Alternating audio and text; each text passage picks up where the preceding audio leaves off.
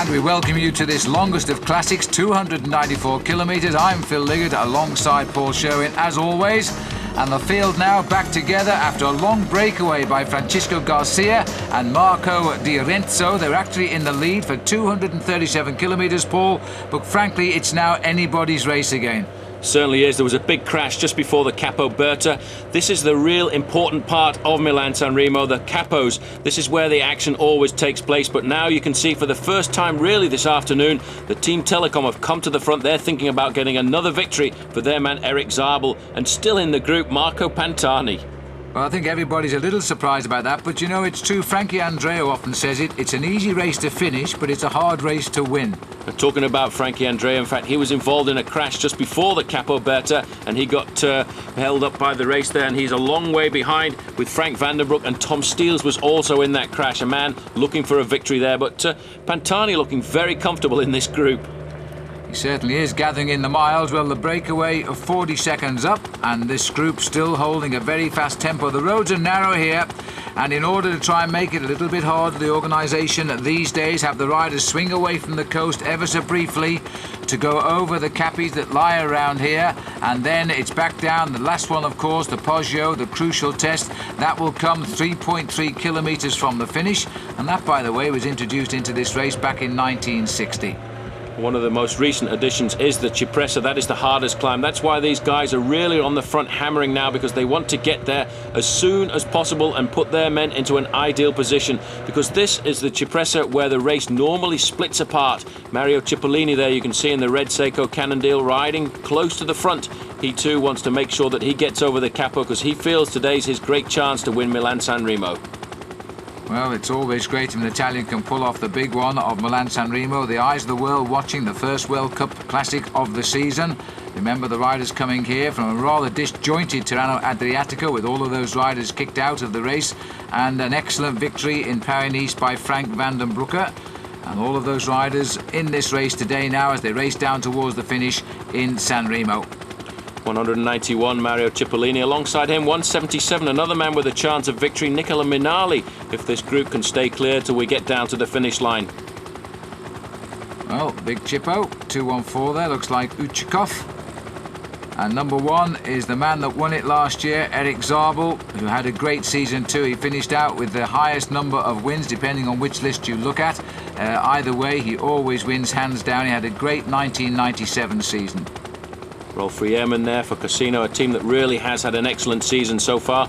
Now this is the town, the turning that they're looking for. They're turning now off the road just outside Imperia and onto the foot of the CIPRESSA. This is the important part. This is when you have to be at the front. And look at that already, the Team Telecom riders pulling off the front. They've done their job. They've got Eric Zabel to the front. And the man who's sat up there is Giovanni Lombardi. So he's obviously put in a lot of pressure to make sure the rest of the team reach the foot of this climb in an ideal situation. A little bit of a surprise that, because Lombardi really is former Olympic track champion, by the way. He's a man that normally leads out Zabel for the finishes, and yet he's sold out rather early on the road today. Cofidis rider just on the far side, Maurizio Fondriest. You can see the advantage of this group is 1 minute and 10 seconds over the rest of the main field, and the reason that split really was because of that crash just before the Capo Berta. But these riders who are at the front, there's Claudio Chiappucci moving forward. A small team for him this year, but still a big heart, and he still wants to get clear. Well, The Ross Murray team for Claudio Chiappucci is anxious to get them on television, but it's good to see him still in the thick of it. 35 years old now, and he shot to fame that year in the Tour de France when Greg LeMond finally ran out the winner, and since then, of course, he has actually come of age. But right now, after a disastrous year last year, Chiappucci trying to go out on a high note.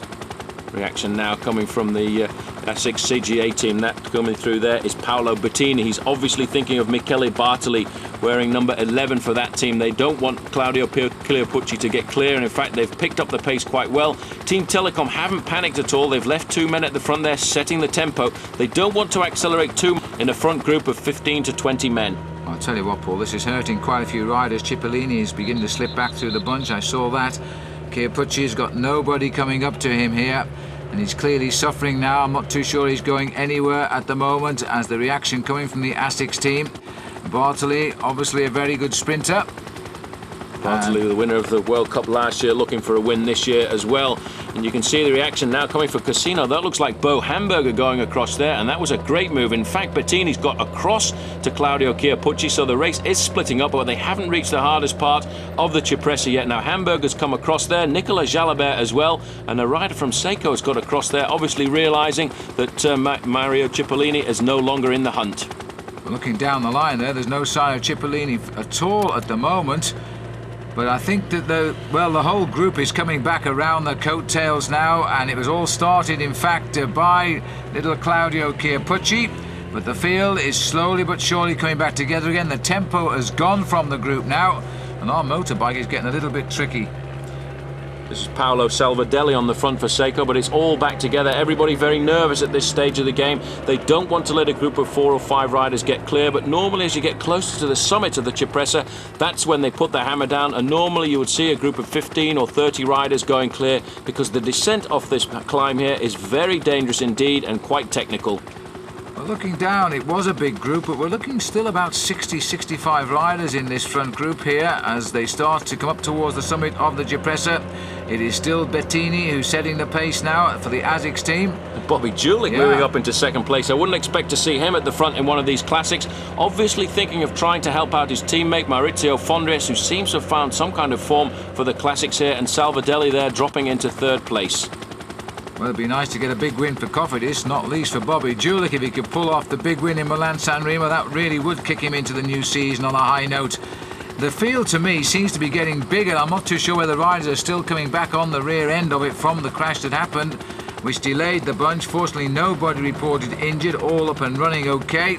Remember that once over the top of the Cipressa, that puts us 24 kilometres from the finish, and then we've just got the short, sharp climb of the Poggio to come near the end. That's the most important climb. That's where the attacks always take place.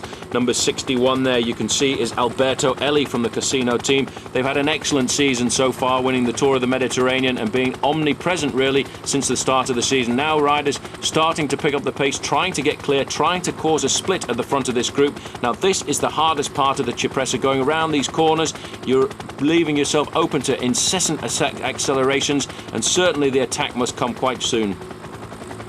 Field at the back just hanging on. Some are hanging on, some are feeling a bit frisky, but it looks to me as though that big bunch might even be starting to thin out a little bit now as they climb up high above the sea. It really is the most scenic course, this. The riders say it's probably the most beautiful route for a classic. It's virtually a linear classic that just races straight down from Milan to Sanremo. Looks like Salvadelli here setting the pace, Julich just behind him, and we got Michael Bogart, I think it is, there from the Rabobank team, champion of Holland, and there is Cipollini, and I don't think we're at the front right now if our camera can show us, but I think Cipollini is slipping away from the tail of the group, and he is, and so it looks as though the old legs have sold out. Well, he thought today was going to be his day for Milan Sanremo, but certainly the accelerations on this climb have really put paid to Mario Cipollini's chances this afternoon. The organisers put this climb in a few years ago to make it more difficult for the sprinters, and that certainly has done that for Mario Cipollini this afternoon. In 1982, in fact, they first put the CIPRESSA into the route of Milan-San Remo, and now it looks as though it's changing. Peter Vadasijn from Lotto is setting the pace, and it looks as though he's picked up Rodolfo Massi with him from the Casino team. Still the ASICS CGA team at the front keeping the pressure on, and it's still the same man, Bettini, keeping the pressure high. In fact, it is in fact Andrea Noe. These guys have decided this afternoon Michele Bartoli is the #1 favourite, and I would think his tactic would be to try and get to the bottom of the Poggio, and then he will be looking to try and launch an attack from there. You can see he's wearing there the white jersey in 5th position. That is the World Cup jersey from last year. As the defending champion, he has the right to wear it in the first event. Oh, we might get a close-up of that now, Paul. Our motorbike's down in amongst it here. But there it is, about 3 down the line from us now, and that is the defending World Cup champion, Michele Bartoli. But it does look as though there are so many teams fancy their chances up here today. But this man is in a little bit of trouble now. Big Mario Cipollini falling back pretty quickly as the pace continues to speed towards the finish. Well, the speed Mario Cipollini is going at the moment, he will not catch back to the front group on this descent because it is so quick, the descent off the CIPRESSA, and then you've got a short flat section before you then reach the Poggio. But still the pressure on at the front from Rodolfo Massi, and right on his wheel there's another rider coming across there. One of the Mercatoni Uno riders, so Pantani we wouldn't expect to see in the action towards the end, but he is in this lead group. He sent a teammate up there to control affairs perhaps. And 3 of them now, and there's still a 4th one trying to get across. There's Massi on the front. Well, another move coming here. This is going to be Riccardo Forconi from the Mercatoni Uno team. He's trying to put the pressure on. Another man you wouldn't expect to see in that group behind is one of the Festina riders, Richard Viron. He too is not a man for the one-day classics. His goals are a lot further down the road, the Tour de France, but for him, he's riding very well in this group this afternoon. Rider number 51, just tacked onto the back here, is Stefano Colliget. And he's come up with 1 or 2 good wins in his career and always surprises. Rides for the Cantina Tolo Alexia team this year. And it looks as though they've now tagged onto the back, so Massi has been picked up. He was the pacemaker for Casino at the front, and immediately an attack by Forconi, Mercatoni Uno, as they come up, has gone clear. But the group is right there, Paul, and they're climbing at such a fast tempo. Unbelievable. You can see the gaps are starting to appear in the group. They're coming into the town at the top of the CIPRESSA now, and this really is the hardest part. Very shortly, I would feel certain that there's going to be a split. Somebody will be hanging on for grim death to the wheel in front of them. They won't be able to do it any longer, and they'll sit up, and we'll see a few riders going clear. Well, it looks a little bit like Rolf Jarman has got himself up into the top 3 now. He's just come up behind Forconi here. He's the Casino rider, there he is. And also Noe is still here, and still Stefano Colliget. And Bobby Julie riding up there in 5th place. There's still a lot of Seiko Cannondale riders to the front, obviously given freedom now because Mario Cipollini is reportedly 40 seconds behind this leading group of riders, so he's not going to win Milan-San Remo this afternoon, but the speed over the CIPRESSA is quite phenomenal. Well, they're turning huge gears right now to keep together. So if you're on the back of this string, it's going to take a little bit of a while to get to the front. 6.5 hours they've been riding. Remember, we're still at the start of the season here in March, and the legs surely now are taking a heavy lot of weight over the distance. 294 kilometres, the longest classic of the year. And the field, because of the crash, has been sliced down to about a quarter of the starters. Andrea Noe on the front, keeping the pressure on these guys, just thinking about keeping it high, making sure that they can put their man Michele Bartoli into an ideal position. That looks like Hamburger going over the front there. He's decided it's not quite fast enough for him, and that's obviously a planned move, Phil. 2 riders from Casino going over the top, and in fact there's a rider there from Festina which looks very much to me like Laurent Dufaux. Well, that's a good attack by, in fact, Rolf Jarman saw his team captain coming up there, Bo Hamburger. They've come together on the same Casino team this year. Hamburger rode last year on TVM, and he wanted a little bit more freedom. Well, he may have it here because he's now put in an attack. But again, everybody is alert. They're expecting the attacks to come, and they're very, very vigilant just now. Very nervous time in Milan-San Remo. Moving up into 5th place there, you can see the Polti rider. That will be Fabrizio Guidi. He'll be looking for a good sprint victory if he can stay along well with this group here. Now they're all back together. The 2 riders from Casino leading it down the descent. That was an excellent move by them to try and get 2 riders from the same team clear. But you can see 1 or 2 riders taking advantage of this descent to try and make contact with the group. But a lot of riders have been shed on the climb of the CIPRESSA. Well, now it's a very twisty descent away from the mountain back down to the coast road. Then we'll pedal down the coast road, and before you know it, we'll turn right over the Capo Verde and onto the Poggio and on over the top. It's only 162 metres high, the Poggio, but it's very, very steep. It is in fact steeper than the Cipressa, and then the descent down to the finish. Little group trying to get away, but so far nobody is making any impression on this field today. After 7 hours in the saddle, the Poggio is a very difficult climb, and you can see very often the win of Milan-San Remo is made on the descent. It might not be the descent of this climb, but very often the break can go on the descent of the Poggio, which is where Eddy Merckx laid the foundations of his 7 victories in this great race. And those who will remember the victory by Sean Kelly when he flew down and he picked up Moreno Argentin in the home straight and beat him in the sprint. That was certainly worth watching that day. Now that's still to come as they approach the Poggio, but first they've got to get off the Cipressa, and they're freewheeling down towards the road now, and nobody making any effort. Neither can they here. These little descents remind me of the area around the back of Nice in the Alpes Maritimes. They're very narrow and very twisty. Very difficult corners too, quite technical. You have to make sure you get it just right, because if you get it wrong, you hit one of the walls at the side here, and the 2 Casino riders still at the front keeping a lot of pressure on. They've obviously got some preconceived plan this afternoon to try and make sure they can split the field up on the descents. Still, Bo Hamburger really is pushing it along on this descent here. They haven't got down to the main road yet. And you know what did happen before the start of the Cipressa? A lot of riders from Team Telecom were at the front trying to get their man Eric Zabel in an ideal position for that climb. And as soon as they hit the climb, all of the pink jerseys of Telecom disappeared. There's no one to be seen apart from Eric Zabel, who's still in this group somewhere. And amazingly enough, Richard Biron, Laurent Dufaux as well was one of the Festina riders riding very closely to the front. So no heroics on the way down, Paul. They're just keeping the race together now. They've thinned out, I think, all they're going to thin out until we get to the Poggio. A chance for some of the riders at the back to move up as we get down towards the coast road, but this is a very difficult race to cover as well, by the way, for our moto cameraman, because of course they can't get the motorbikes in amongst the riders. That's why many of our shots are coming from the helicopter just over the race. Well, back down onto the flat coast road again now, just the short link between the Cipressa, the Capo Verde and of course the Poggio. You can see in fact the Cipressa there has had a serious effect as the attacks are still starting to come clear, and in fact Alberto Elli now has decided to leap off the front. So this is what they were trying to set up. There's Laurent Dufaux. Amazing to see this man who we would expect to see during the stage races later in the year, mixing it with the best in a one-day classic like Milan-San Remo. Well, he's been joined by Stéphane Herlot of La Française des Jeux, and the rider just over on the Polti rider there, Fabrizio Guidi. Now he would be very happy if it came down to a sprint right now. He's got himself in a very good position, but the whole field regrouping. There are a lot of Festina riders still in this group here, and watch out now because the World Cup leader himself is having a dig, and in fact Eric Zabel knows the man to mark because he's right on his back wheel. Number 1 following number 11, the winner of the World Cup last year, and obviously Eric Zabel being very attentive now. He wants to make sure he can stay on the right wheels to try and get himself over the Poggio. I'm not quite sure why Bartoli's putting this effort here in on the flat part of the course, maybe trying to surprise people, but it is so fast here, it's very difficult for a man to get away alone.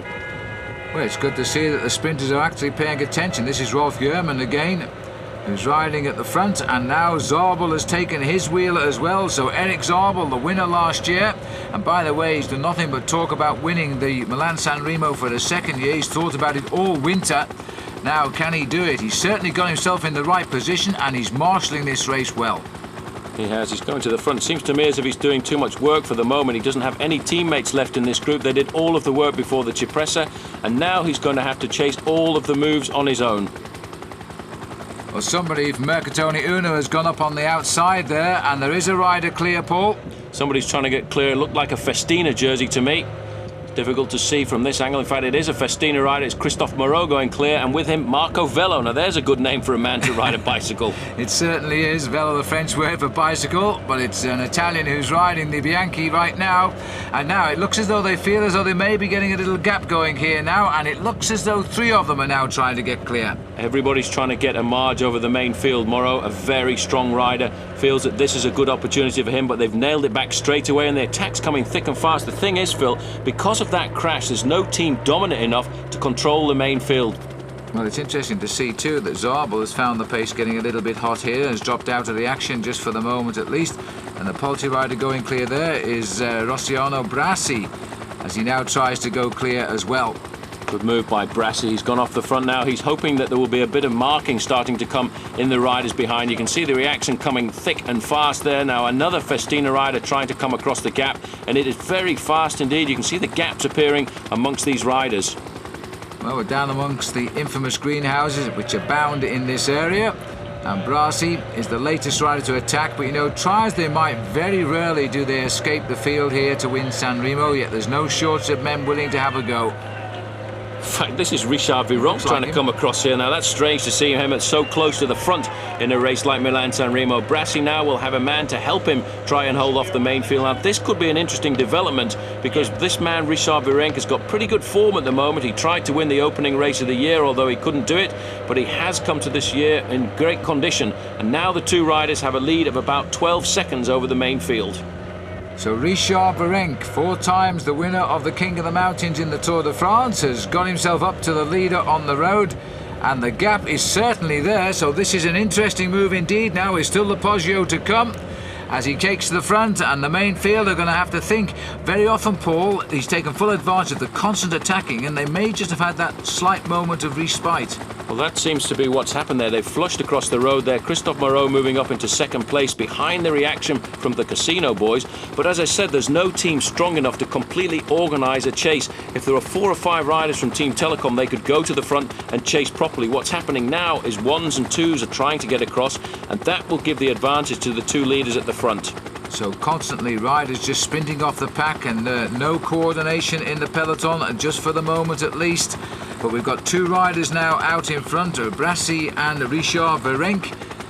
And they're out of sight, but I'm not so sure they're out of mind just yet. Very shortly now we will be heading down the valley before the right flick up towards the finishing hill. Well, Virenque didn't look very happy there. He was looking across and it looked as if he was saying something to Brassi, trying to urge him to press on the pedals just a little bit harder. Now Virenque coming into second place, but the attack's coming very rapidly from behind. Everybody wants to get across and they feel that it's a dangerous moment in the race.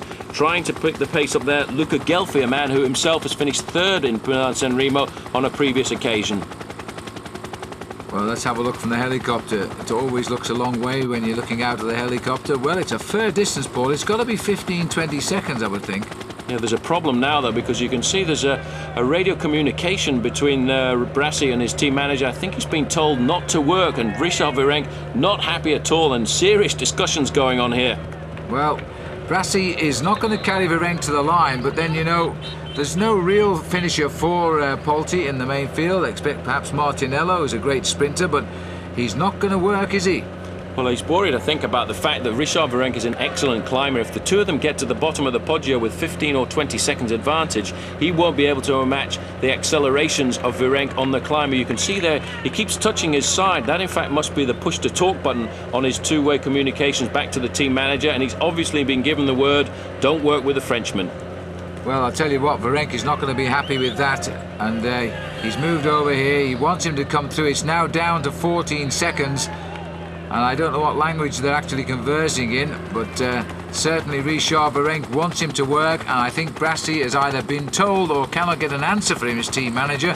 I'm not a person who agrees with these radio microphones. I think they spoil cycle racing, but nonetheless, he's waiting now for a decision to be made in the cars behind. The decision's obviously been made that he won't work with Richard Virenque, but they do have a man in there with a very good sprint. In fact, one rider from the Polti team who has a chance of the win, if it does all come back together, is Fabrizio Guidi. But obviously the word has gone through. No help at all now coming from Brassi to Richard Virenque, and certainly Virenque will feel very frustrated to have this Italian sitting on his wheel. Well, 4 seconds, they've edged it out a little bit, and it's all Virenque now doing the work. The main field are massing for the final assault of the Poggio. There's still plenty of riders at the front keeping the pace high. The Lotto boys are getting themselves interested once more. Well, they're obviously pushing up to the front now to try and stir it up a little bit, because obviously Andre Chamil is in this group. I haven't caught sight of him, but that can be the only reason why the Lotto boys have gone to the front. And Chamil this year riding Milan-Sanremo for the first time as a Belgian. This man's had more nationalities than he's had bank accounts. I think this is his 3rd one, isn't it? Look, he's just saying to the cameraman, in fact, that nobody will help. It's a waste of time.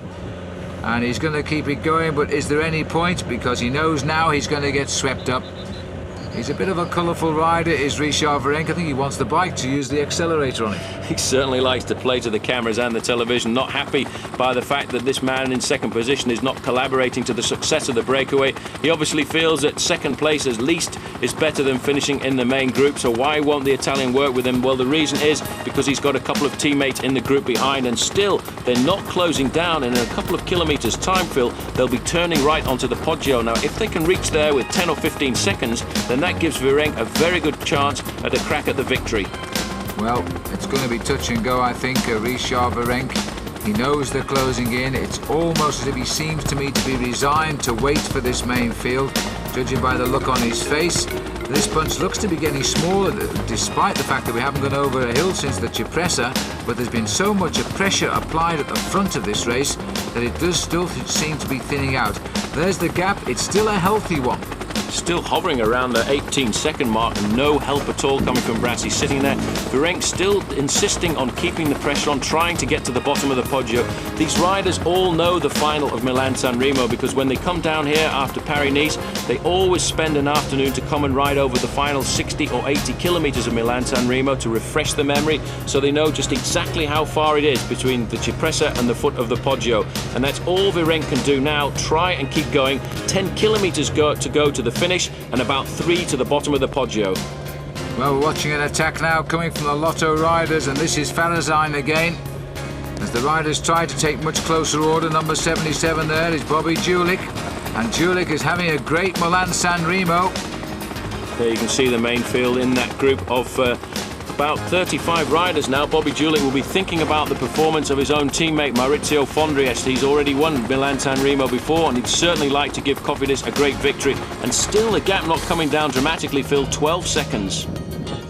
The Lotto boys then working very hard. That was Andre Schmil comes through, so he's right on the far wheel there. It looks like Ballerini is up here as well for map 8. There's a little view from the seaside of the race, and still these two are staying away, even though it's a one-man show at the front. A host of good sprinters in there. Just caught sight of Emmanuel Magnan. They're at the bottom of the Poggio now, and still Brassi sitting in second position, but the gap now, I would say, inside of 10 seconds, and somebody's trying to steal a marge over the bottom of the left and the right-hand turn, and I think it looks like one of the Casino riders.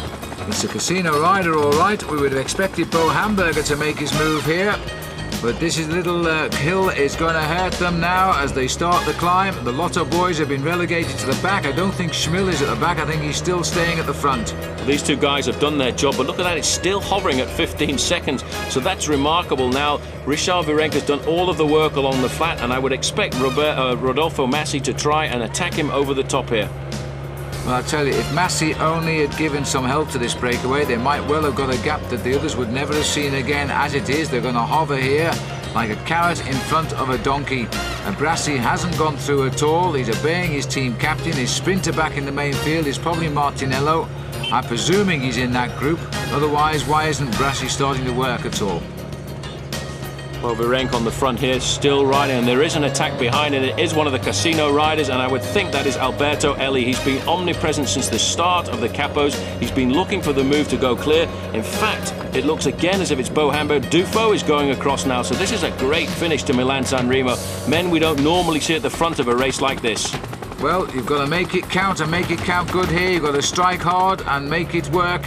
And now still a little bit further up the climb now. Richard Virenque is on the sort of terrain he loves most.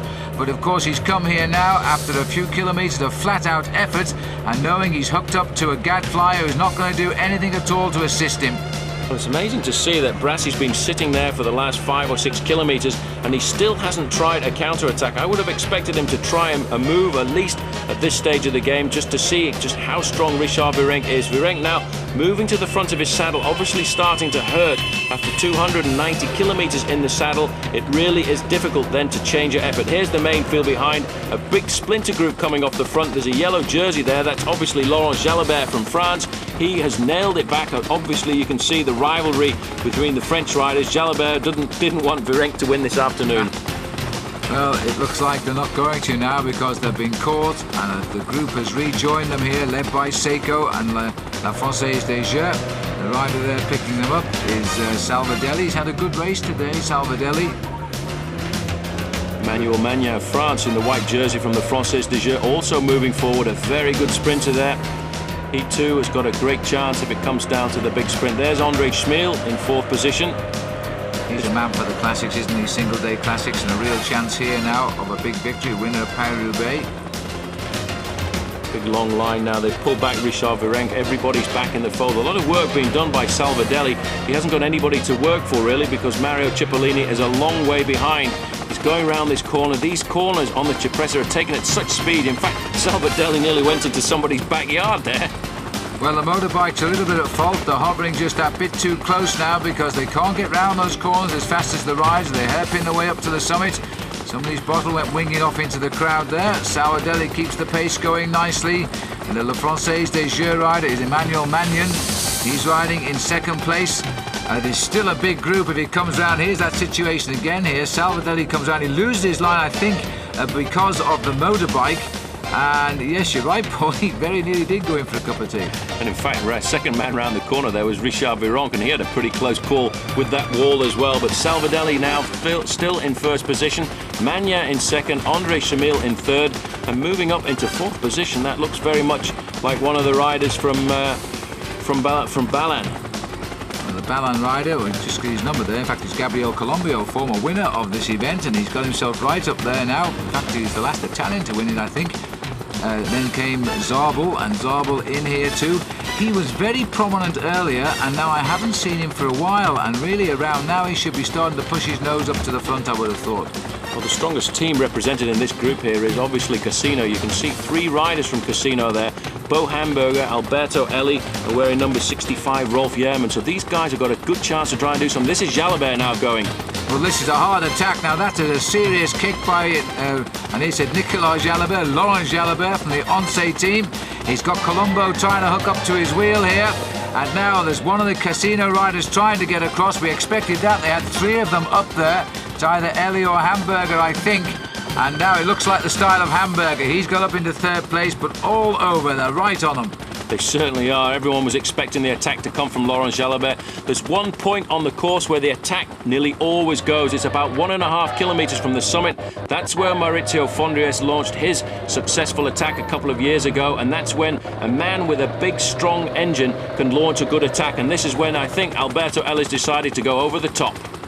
So Casino have all the power you can have asked for here, with Alberto Elli now on the attack. They've got Rolf Jerman and Bo Hamburger as well. Rodolfo Massi is in there too.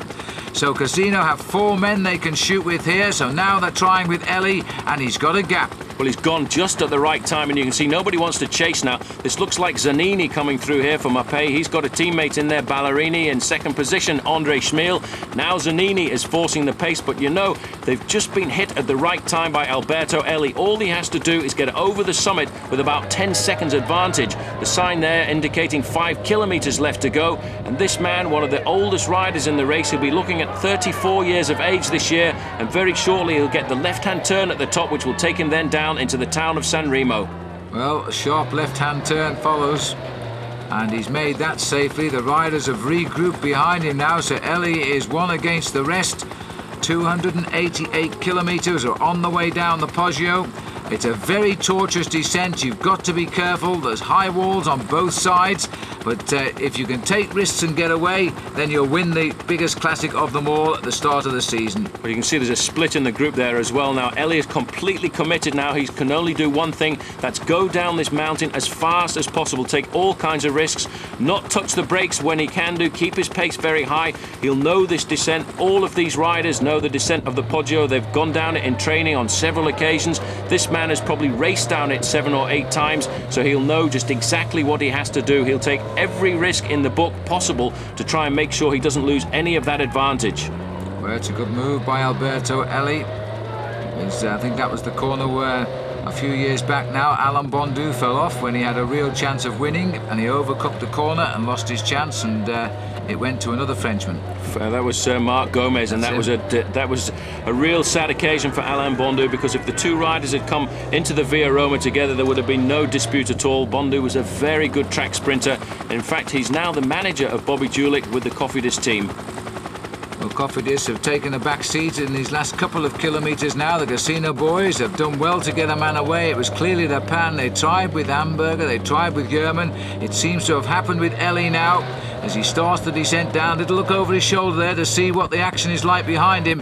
He really isn't getting away at the moment. He's going to have to take one or two risks, I think. But this is the success that Casino have had in all the races they've ridden so far this year. The force of numbers. They've always had somebody to take over once they've launched a man into the attack. Another corner here. You can see just how tricky the descent is off the Poggio. He hasn't got more than 5 or 6 seconds advantage, but he'll keep the pressure high because he knows as soon as he gets caught, if he gets caught, that the next attack will come from Bo Hamburger or it'll come from Rolf Jährmann. Another hairpin right for ELLI. The field can see him virtually all the way down, but I don't think they need look at him because they're going to need all the concentration for these corners. But they are pulling him back, you know. He's only got a lead now of about 40 metres. There he goes, scuttling around the corner. And somebody is driving the train down here with great efficiency. Looks like one of the riders from the Française des Jeux. He's come to the front now. He's decided that he has to close it down because of Emmanuel Magna, the Frenchman who's in the group there. He's a very good cyclo-cross rider, but also an excellent sprinter. If it can come back together, it would give France a chance for victory. But you see the man on the front here, Alberto ELLI, he just has to keep going now. He can't sit up because he's put all of his effort into this one final attack. Well, I think it is Stefan Erlo who is leading the chase down the mountain here, and they're holding Magnum back for the sprint. And if that is the case, he's done a pretty good job here of bringing this race back together again. And in fact, it is Erlo as he comes round that corner. And look at the way he's come round that corner too. He's eating into the lead of ELLI. Well, the descent here really fast there. The yellow jersey on the shoulders of Laurent Jalabert, and you can see just what sort of risks these men are taking here. And this is why the splits are happening. Look at the gaps in the main field. The speed, very high indeed. In the straights, they'll be touching 85, 90 kilometres an hour, but they have to slow down to almost stop in these very difficult hairpin bends. Well, I saw Zabel go through and tagged on the back too. I noticed Fred Moncassin of the GAN team, and he's a good sprint finisher. So if they do close this down, there are still some very good sprinters left in this lead group. But ELLI still hasn't given up. He's still going. He's not going to resist. He's not going to lay down arms until he knows somebody is right on his back wheel. Very shortly, he'll be slipping down into the outskirts of the town of Sanremo, and he's already off the slopes of the Poggio, and he's on the flat now. He's got about 3 kilometres to go, and this is going to be very hard because now the roads are straight. The whole of that group is right behind him, but he's got to keep going. Well, he's totally flat out now, Alberto ELLI. He's just going to have to grit his teeth and go for it because he runs off onto the flat roads now, and behind it looks to me as though they are beginning to regroup. They can sense blood here because they're absolutely flying as riders now scrabble for wheels here, and Zabel is back in all of a sudden. Eric Zabel, number 2 wheel in the line. Well, number 1 wheel in the line is Gabriele Colombo, the man who himself has also won this race before, and he's realised he has to commit himself. And it looks on the last few corners there of the descent of the Poggio, Phil, as if there's a sprint off the front of the group. And I don't think ELLI's very happy about being chased by an Italian. Well, he's sat up, and now it's been left immediately to a counter-attack from Rolf Jährmann. It's the only thing they can do now. They've still got Hamburger in there as well, but Rolf has gone immediately on the capture, being chased by the Lotto rider, and this is Mario Ertz, I think. No, it's not. It's Schmill himself. Schmill himself has taken up the action and immediately jumped onto the breakaway. Well, it's going to be a great sprint now. The only chance now that Casino have is to launch one more attack, and that would have to come from Bo Hamburger. There was the red kite indicating just 1 kilometre to go, and somebody's decided to go. Well, it looks like a Polti rider who has gone. We expected it to come from Bo Hamburger, but I think it's a Polti rider who has gone. As they make a sharp left turn now, well, we've got 3, 6, 9, about 20 riders in this group at the moment, and they've all regrouped again. Well, the Polti rider has been brought straight back into the fold. The man now committed to leading out this sprint is going to be Gabriele Colombo. They're into the Via Roma now. In second place there is Eric Zabel. Right on his wheel is Emmanuel Magna. Zabel, we haven't seen him for the last 10 or 15 kilometres. Ideal position. There's Moncassin as well. And Moncassin, and then behind him is Mirko Celestino, too, from the Polti team. And so that's the order. Fred Moncassin is a danger here now, and a victory for France would be very sweet. But I can't understand why Gabriele Colombo has spent so much time on the front there when he's not a sprinter, because all he's done is close it down for the sprinters to enjoy their day. Laurent Dufault starts the attack as they come up towards the line. Now Eric Zabel has got himself into a very nice and handy position. Fred Moncassin has tried to get onto his wheel, and Andre Schmill is off to our left too, but Zabel has got his eyes on 2 out of 2 here as he comes up to the line. Moncassin is not going to get to Eric. Eric Zabel crosses the line in first place. It looked as though Magnan will have got second place on the line there, and Fred Moncousin might have got third in the sprint. There was the split as the second part of that lead group has come in just about 14 seconds behind. But Eric Zabel, Paul, has got his victory. He's now got a back-to-back victory in Milan-San Remo, and I have to say that there aren't many riders ever done that. Eddie Merckx, though, I must remind Eric, has done it 3 times on his way to 7 victories in this great race. An excellent sprint there. You see, once he got to the front, he's got the power to open up. It's as if he's got an overdrive there. Once he saw the line, nobody was going to beat him. Second place on the right-hand side goes to Magnan, and Fred Moncousin of France for the GAN team gets third. Well, that is Zabel's 6th win of the new season already, and the season has hardly begun here, but it played so perfectly. He's worked very hard all day to keep himself in the right position. He's not been afraid to go to the front when it mattered, but once he saw the finish, there was nobody going to get involved in this sprint because Zabel is simply too quick. And so he's given Deutsche Telekom the first big win of the season, and it was a clear one at that. Magnan second, Moncousin third, and Zanini comes in, followed by Schmill. Well, a great win there, and you can see he's quite emotional about that victory because for him, he's been dreaming about this all through the winter months. He said he wanted to take 2 Milan-San Remos and very happily sprinting all over his teammate there. It's a lot like Rolf Aldag. In fact, that's Giovanni Lombardi. So he must have, in fact, abandoned at the bottom of the Cipressa and gone straight on, missed out the Poggio, and he was there at the finish to celebrate with his teammate. And there's the result then. Same time for all of them. Casagrande 6, Petercam given 7th place.